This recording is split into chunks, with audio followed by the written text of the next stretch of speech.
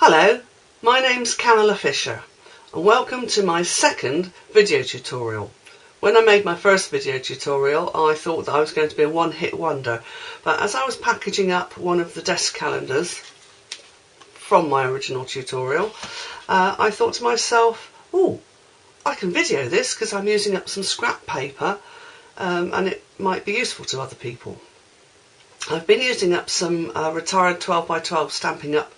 Christmas DSP to make envelopes for Christmas cards, and part of the leftovers are great for this little project, which is just to wrap this calendar. I'd wrapped the calendar in this original one in some tissue paper, you can see there, and there's a little card in there as well. This paper isn't Stampin' Up!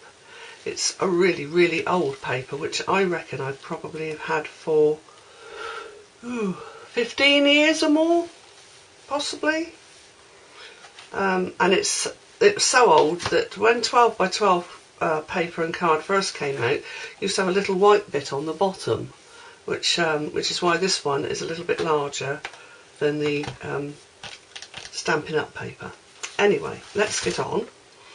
So, to make this, we need a piece of DSP 13 centimetres by 28, and I need to score that.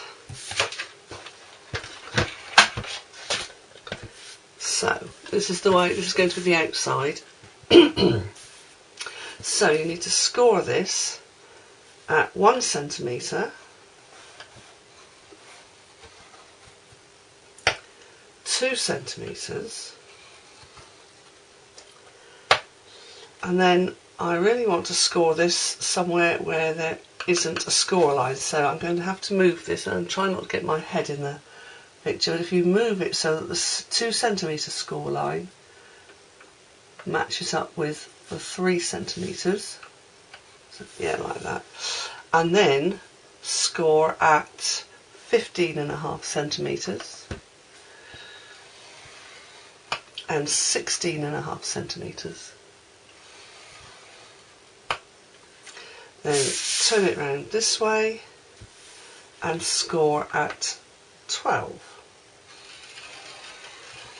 I suppose you could score at 1, it doesn't really matter, as long as you do it 1 centimetre in from the end. Okay, put that away. And we'll just do some burnishing on the score lines. I was quite chuffed when I realised I was going to be able to make another video, because I really did think that I would never make anything again that would be original. But here I am, and it's less than a week since my last one, so that's good. Right, so I've burnished those, and now I just need to do a little bit of cutting. So with this first edge, if you can see you probably can't see the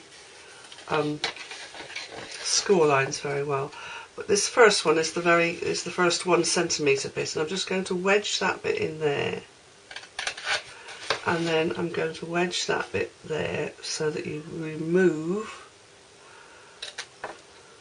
that corner altogether, and then give that a little wedge, and then straight up there, and the next one straight up there, straight up there, and then do a little wedge there. All those bits out. Come on, I don't want to come out. Actually thinking about it, I want to wedge, make a small wedge actually on this one.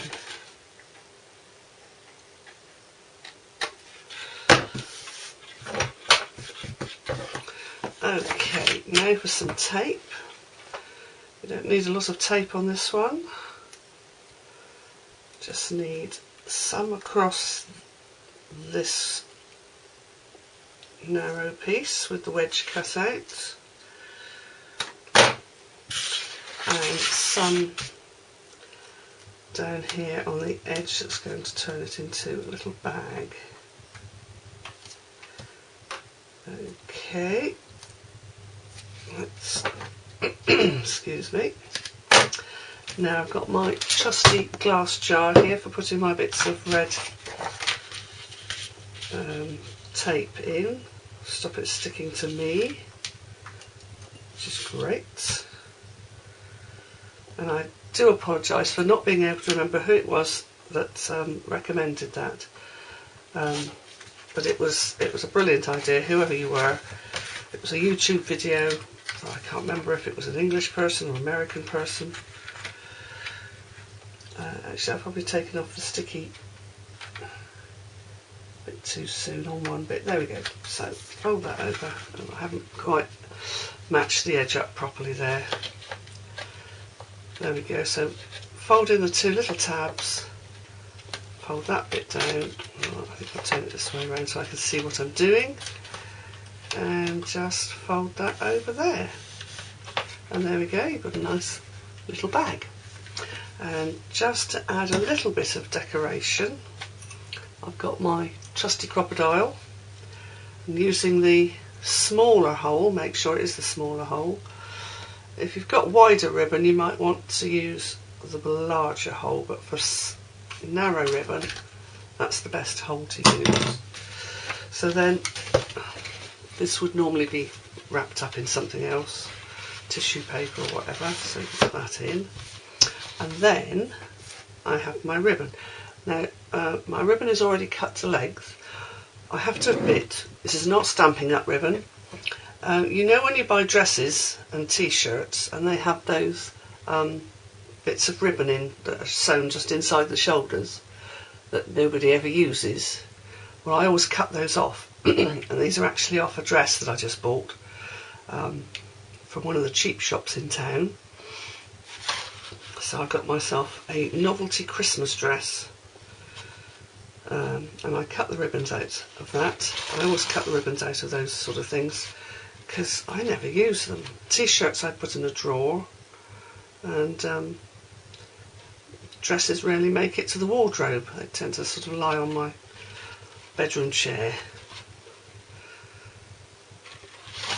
Right, okay, so I've just pulled that over, so you put it through from the front, through the back, over the top and back through the front again, and try and make sure that they're fairly evenly length, and then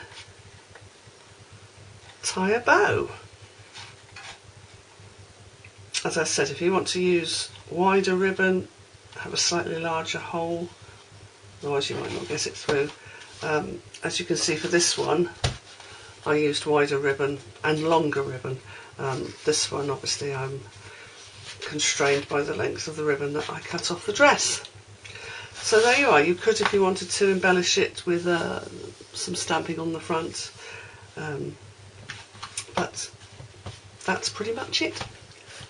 Thank you very much. Goodbye.